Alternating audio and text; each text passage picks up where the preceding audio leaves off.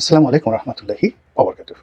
সম্মানিত দর্শক, আজকের এই ভিডিওটি যারা জামায়াত ইসলামীর রাজনীতি করেন তাদের জন্য, যারা জামাতকে ঘৃণা করেন তারাও দেখতে পারেন, আর জামাতের ভূত ভবিষ্যৎ নিয়ে যারা আনন্দিত উল্লসিত তারাও দেখতে পারেন, কিংবা মনে করেন যে জামাত আগামী দিনে বিপত্তিতে পড়বে তারাও দেখতে পারেন। কারণটা হলো, এই দলটিকে খুব কাছের থেকে আমি দেখে আসছি সেই 1986 সন থেকে।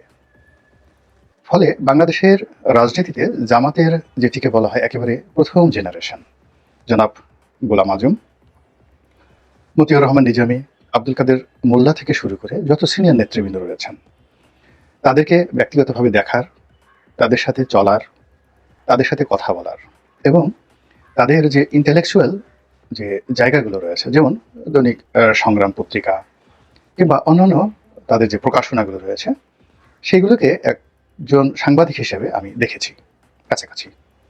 তারপর তাদের যে রাজনৈতিক কৌশল, টিকে থাকার যে কৌশলগুলো 80-র দশকে ছিল, প্রথমত বিএনপির সঙ্গে সম্পর্ক রক্ষা করা, আওয়ামী লীগের সঙ্গে একটি সমন্বয় করা, আবার এরশাদের সঙ্গে চমৎকার একটি সুসম্পর্ক স্থাপন করা। এটি এ প্রজন্মে যারা জামাত করেন বা এই প্রজন্মে যারা জামাতকে সমালোচনা করেন তারা হয়তো অনেকে এই বিষয়গুলো দেখেননি ওভাবে।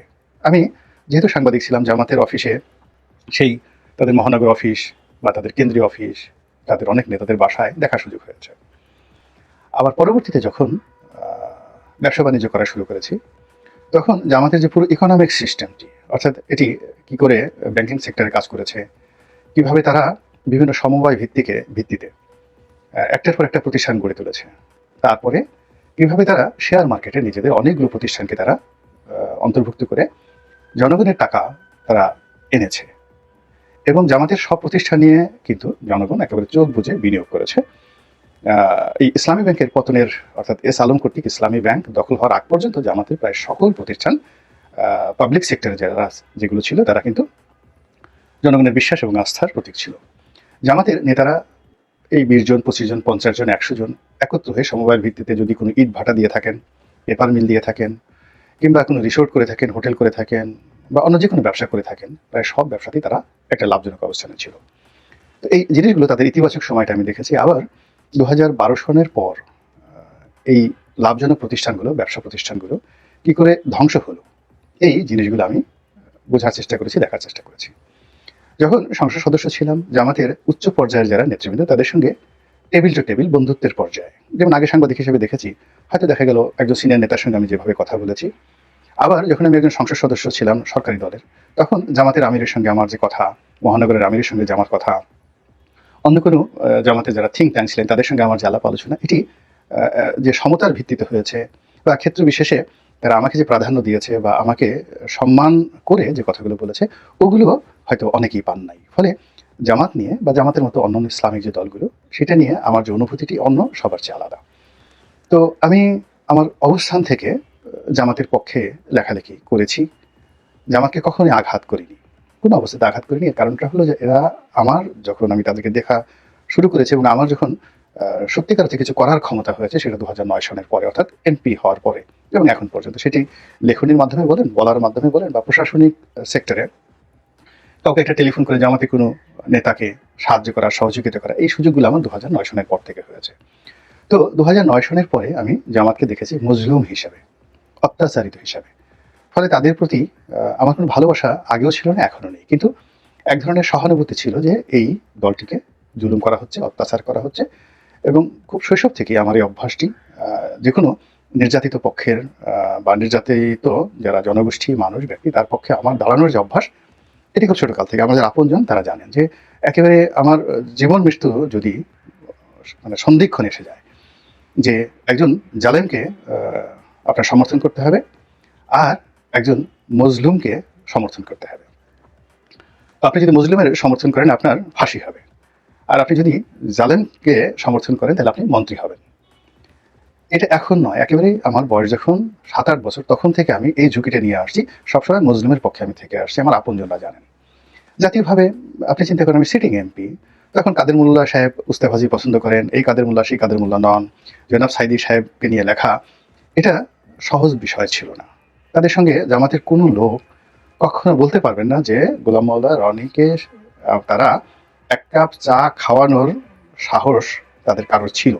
দেওয়া তো দূরের কথা, একটা টেলিফোন করে জামাতের কোনো নেতা বলবেন যে ভাই আসেন এক কাপ চা খাই, বা আপনাকে একটা উপহার দিতে চাই, এরকম কথা বলার সাহস টিল টুডে এখন পর্যন্ত জামাতের কারোরই নেই। তো কাজেই আমি যে মানে কর্মগুলো করেছি জামাতের পক্ষে, এর মধ্যে কোনো বিনিময় ছিল না মজলুম হিসাবে।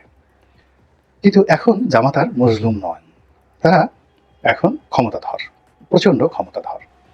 তো এই ক্ষমতাধর হওয়ার সঙ্গে সঙ্গে তাদের কতগুলো সমস্যা দেখা দিয়েছে। সেই সমস্যাটা হলো তাদের যারা পুরনো বন্ধু তারা অনেকে শত্রু হয়ে গেছেন, তাদের প্রতি যারা সমর্থন জানাতেন তারা অনেকেই সমর্থন প্রত্যাহার করে নিয়েছেন, তাদের প্রতি যারা সহানুভূতি দেখাতেন আমাদের মতো যারা মানুষ, তারা এই সহানুভূতি এখন আর প্রকাশ করতে পারছেন না বা প্রয়োজন মনে করছেন না। এর কারণ হলো জামাতের এখন আর কারো সাহায্য সহানুভূতি দরকার নেই, তারা এখন ইন্ডিপেন্ডেন্ট হয়ে গেছে। তো এর ফলে কি হলো, জামাতকে নিয়ে বাংলাদেশের রাজনীতিতে একটা জটিল পরিস্থিতি তৈরি হয়েছে। দীর্ঘদিন যখন একজন মানুষ, জাতি, গোষ্ঠী তারা যখন মজলুম থাকে, অত্যাচারিত থাকে, সেখান থেকে যখন অল অন এ সাডেন তারা ক্ষমতার মসনদে বসে যায় বা ক্ষমতার সিংহদ্বারে পৌঁছে যায়, প্রাসাদের সিংহদ্বারে পৌঁছে যায়, তখন তাদের আচার আচরণ, চাল চলন, কথাবার্তার যা হওয়া উচিত বা যেমন হওয়া উচিত, নিঃসন্দেহে জামাতের বর্তমান আচরণটা ওইরকম নেই। তাদের অনেকের আচরণের মধ্যে অহমিকা দেখা যাচ্ছে, দাম্ভিকতা দেখা যাচ্ছে, অতি বিশ্বাস দেখা যাচ্ছে, এবং তারা অনেক বিষয়ে খুব তাড়াহুড়ো করছেন। ফলে কি হচ্ছে, তাদেরকে নিয়ে একটা জটিল পরিবেশ এবং পরিস্থিতি তৈরি হচ্ছে। তো এর ফলে কি হলো, জামাতের পুরো রাজনৈতিক যে ভবিষ্যৎটি, এই ভবিষ্যৎটি এখন একটা জটিল পরিস্থিতিতে পড়ে গেছে, এবং সেখানে তারা জয়লাভ করবেন কি করবেন না, পরাজিত হবেন কি হবেন না, তাদের জীবন আগের মতো দুর্ভোগ দুর্দশা আসবে কি আসবে না, তারা কি মিশরের মুসলিম ব্রাদারহুডের মতো রাষ্ট্র ক্ষমতায় যাবেন কি যাবেন না, আবার রাষ্ট্র ক্ষমতায় যাওয়ার পর তারা মুহূর্তের মধ্যে সেখান থেকে আবার পরাজিত হবেন কি হবেন, এগুলো নিয়ে আমি আলোচনা করব না। আমি আলোচনা করব জামাতের যখন দুঃসময় গিয়েছে, যে জিনিসগুলো আওয়ামী লীগ প্রচার করেছে, তো সেটা অবশ্যই কিছু না কিছু সত্য রয়েছে। যেমন তারা ইউরোপ এবং আমেরিকাতে তাদের একটা লবিস্ট গ্রুপ তাদের ছিল, যেটি মার্কিন সিনেট, মার্কিন কংগ্রেস থেকে শুরু করে পুরো মার্কিন সমাজে জামাত সম্পর্কে একটি ইতিবাচক ধারণা তৈরি করে, এটা ছিল। তারা বিভিন্ন অ্যাঙ্গেলে ভারতের রয়ের সঙ্গে একটি সম্পর্ক স্থাপন করার জন্য তারা চেষ্টা করেছে, এটা সত্য। পাকিস্তানের সঙ্গে তাদের, আইএসআই এর সঙ্গে তাদের একটা সম্পর্ক থাকবে, এটা স্বাভাবিক, একেবারে স্বাভাবিক, সত্য মিথ্যা আমি বললাম না, এটা সম্পর্ক থাকবে, এটা স্বাভাবিক। একই সঙ্গে তুরস্ক, মিশর এবং এই যে কতগুলো বিশ্ববিখ্যাত প্রতিষ্ঠান যেমন ইখওয়ানে মুসলিমিন, একটি সংগঠন রয়েছে মধ্যপ্রাচ্যে, এরপর মুসলিম ব্রাদারহুড মিশরের, এদের সঙ্গে তাদের একটা নৈতিক সম্পর্ক রয়েছে। তারপর মধ্যপ্রাচ্যে যে ওহাবি আন্দোলন, বিশেষ করে একটা সময় সৌদি আরব এখন ওহাবি তন্ত্র থেকে বের হয়ে এসেছে এই বাদশাহ মোহাম্মদ বিন সালমানের জামানাতে, কিন্তু তার আগে পুরো রাষ্ট্র ব্যবস্থাই চলতো ওহাবি ইজমে। তখন দেখা যেত যে জামাতের যারা কর্তা ব্যক্তি, সেটি জনাব দিলওয়ার হোসেন সাইদি বলেন কিংবা মাওলানা আবুল কালাম আজাদ, একসময় যে যুদ্ধ অপরাধের দায়ে যিনি সাজাপ্রাপ্ত পলাতক, তো তিনি, তারপর জনাব দিলওয়ার হোসেন সাইদি সাহেবের যে বিআই রয়েছেন, ভদ্রলোক খুব নাম করা আলেম, বাংলাদেশের নাম করা আলেম, আমার এই মুহূর্তে নামটা আসছে না, আমার খুব বন্ধু মানুষ, আমার সাথে খুব ভালো সম্পর্ক, একটা বিশ্ববিদ্যালয় মানে বাংলাদেশের খুবই নাম করা আলেম, একটা মাদ্রাসার মুহতারিম, খুব বড়। তো যাকে বলা হয় জামাতি স্কলারদের মধ্যে তাকে বলা হয় একেবারে এক নম্বর ব্যক্তি। তো এই মানুষগুলোকে সৌদি সরকার বিভিন্নভাবে সম্মানিত করেছেন, পদ দিয়েছেন, পদবি দিয়েছেন, এবং তাদের কর্মকাণ্ড পরিচালনা করার জন্য অর্থবিত্ত দিয়েছেন। কিন্তু এই যে মোহাম্মদ বিন সালমান, এখন যিনি যুবরাজ আছেন, তিনি ক্ষমতায় আসার পর থেকে এই জিনিসগুলো একেবারে এখন বলতে গেলে শূন্যের কোঠায় চলে গেছে। জামাতের যে সৌদি কানেকশন সেটা এখন নেই বললেই চলে। তো এখন জামাত যেটা হচ্ছে সেটা হলো, এর মধ্যে জামাত কি করেছে, নিজেদের যে প্রবৃদ্ধি, কর্মী সমর্থকদের সংখ্যা এটা বাড়িয়ে ফেলেছে। মানে যত নির্যাতন জুলুম হয়েছে তার সঙ্গে সঙ্গে কিন্তু জামাতের যে নেতাকর্মীদের সংখ্যা বাংলাদেশে বেড়ে গেছে। নেতৃত্বের জায়গাতে নতুন মুখ এসেছে, তরুণ মুখ এসেছে, এবং এরা কতটা সফল হলো বা হবে এটা ভবিষ্যৎ বলে দেবে। কিন্তু যেটি হলো যে গত 5 মাসে কতগুলো কারণে তারা পিছিয়ে পড়েছে, এবং এই গত 5 মাসে অনেকের সঙ্গে তাদের সম্পর্ক নষ্ট হয়েছে কতগুলো কারণে। এখন এই জিনিসগুলো সত্য বা মিথ্যা আমরা জানি না, কিন্তু পাবলিক পারসেপশন, রাজনীতির একটা বড় বিষয় হলো জনগণ আপনার সম্পর্কে কি চিন্তা করে। যেমন জামাতের প্রচার ছেলের ক্ষেত্রে, মিডিয়া প্রচার ছেলের ক্ষেত্রে বাঁশের কেল্লা খুবই নামকরা একটি প্রতিষ্ঠান। তখন এই বাঁশের কেল্লাকে জমের মতো ভয় পেত আওয়ামী লীগ, এবং এটিকে নিষিদ্ধ করা, এটিকে বিভিন্ন চ্যানেলে কোটি কোটি নয়, শত শত কোটি টাকা খরচ করে ফেসবুক কর্তৃপক্ষ থেকে শুরু করে ইউটিউব কর্তৃপক্ষ, বিভিন্ন সোশ্যাল মাধ্যম এর যে প্ল্যাটফর্ম, তারপর বিটিআরসি তাদের মাধ্যমে এদের রিস্ক কমিয়ে দেওয়া, তারপর এদের বিরুদ্ধে রিপোর্ট করা, অনবরত এই পেজটিকে অ্যাবান্ডন করার জন্য আওয়ামী লীগ বিশাল বিনিয়োগ করেছে। কিন্তু বিনিয়োগ করার পরেও কিন্তু বাঁশের কেল্লা থেকে যে সকল জিনিস প্রচার করা হতো আওয়ামী লীগের বিরুদ্ধে, এটি স্ফুলিঙ্গের মতো কাজ করত, ভীষণ রকম কাজ করত। কিন্তু এই প্রতিষ্ঠানটি অর্থাৎ বাঁশের কেল্লা শুধুমাত্র আওয়ামী বিরোধিতা কাজটা করেছে ওই সময়টিতে। আমি এখন যেটা দেখতে পাচ্ছি যে তাদের যখন রিচ ছিল বা তাদের যখন আকর্ষণ ছিল, তখন যদি তারা 10টি আওয়ামী বিরোধী প্রচারণা করতো এবং 10টি জামাতের নীতি এবং আদর্শের যে বিষয়গুলো আছে এগুলো প্রচার করতো, তাহলে জামাতের যে কথাগুলো এখন বলা দরকার বা বলার চেষ্টা করছে, এই কথাগুলো যদি তখন বলা হয়ে যেত, তাহলে তারা তুলনামূলকভাবে ভালো থাকতো। কিন্তু এখন বাঁশের কেল্লা ইচ্ছে করলেও তারা কোনো অবস্থাতেই জামাতের পক্ষে এখন ভালো প্রচারণা করতে চাইলে অডিয়েন্স পাবে না, মানুষ নেতিবাচক কথা বেশি শুনতে চায়। তো গেল এটি বাঁশের কেল্লার অবস্থা। ফলে বাঁশের কেল্লাকে দিয়ে যদি এখন জামাতের পক্ষে কোনো কথা বলানো হয়, এটি জামাতের জন্য বুমেরাং হয়ে যাবে। এবং বাঁশের কেল্লা যদি আবার এখন সরকারের বিরুদ্ধে কোনো কথা বলে, কিংবা বিএনপির বিরুদ্ধে কোনো কথা বলে, আওয়ামী লীগের বিরুদ্ধে কোনো কথা বলে, সেটাও কিন্তু এখন কাজে আসবে না। দ্বিতীয়ত, সামাজিক মাধ্যমে দেশের বাইরে, দেশের ভিতরে নয়, দেশের বাইরে অনেক ইউটিউবার আছেন, অনেক ফেসবুকার আছেন, অনেক সাংবাদিক আছেন, অনেক লেখক আছেন, কলামিস্ট আছেন, ধরে নেওয়া হয় জামাত তাদেরকে প্রমোট করেছে। এবং এদের মধ্যে সেই ক্যাডম্যান, যে টমি বা টবি ক্যাডম্যান, তারপর ডক্টর কামাল হোসেন সাহেবের মেয়ের জামাই যিনি আছেন তিনি থেকে শুরু করে নেত্র নিউজ, আরও অনেককে আওয়ামী লীগ সবসময় দায়ী করেছে যে এরা জামাতের পেইড এজেন্ট। আরও কয়েকজন আছেন যাদের নাম আমার বলার দরকার নেই, কিন্তু সমাজে এই গত 1-1.5 বছর ধরে সবাই জানেন, অর্থাৎ আওয়ামী লীগের পতনের 1 বছর আগের থেকে সবার মুখে মুখে যে এই মানুষগুলো জামাত থেকে অর্থ সাহায্য পাচ্ছে, প্রযুক্তিগত সহযোগিতা পাচ্ছে, এবং জামাতের যারা নেতাকর্মী তারা এদের কন্টেন্টগুলোকে, ইউটিউব বা ফেসবুক এদের কন্টেন্টগুলোকে ভাইরাল করার জন্য যার অবস্থান থেকে লক্ষ লক্ষ জামাতের নেতাকর্মী দেশে এবং দেশের বাইরে তাদের কন্টেন্টগুলোকে প্রমোট করছে। তো প্রমোট করার ফলে কি হলো, দেখা গেল আজ থেকে 2 বছর আগে যাদের ভিডিও রিচ বা ফ্যান ফলোয়ারের সংখ্যা আমার অর্ধেকও ছিল না, কিন্তু জামাতের সাহায্য এবং সহযোগিতা পাওয়ার কারণে দেখা গেল যে গত 1 বছরের মধ্যে তাদের খুব দ্রুত এই ফ্যান ফলোয়ার বেড়ে গেল। এবং বিশেষ করে জুলাই এবং আগস্ট এই 2 মাসে তাদের যে অবস্থানটা এটা রীতিমতো ম্যাজিক্যালি বেড়ে গেল। ফলে কি হলো যে গত 3-4 বছরে এ সকল ইউটিউবার বা যারা সোশ্যাল মাধ্যমে কাজকর্ম করতেন, তারা টাকা নেন কি নেন না, পান কি পান না, এটা পুরো ব্যাপার নয়। আমাদের বাংলাদেশের 18 কোটি মানুষের মধ্যে জামাত বিরোধী যারা লোকজন আছে তারা এই কথাগুলো মনে করেন, এটা পারসেপশন, এবং এরা জামাতের লোক। এগুলো এক। 2 নম্বর হলো যে এই যারা সামাজিক কন্টেন্ট চালান তারা মূলত আওয়ামী লীগ সরকারের জমানাতে তারাও মজলুম ছিলেন।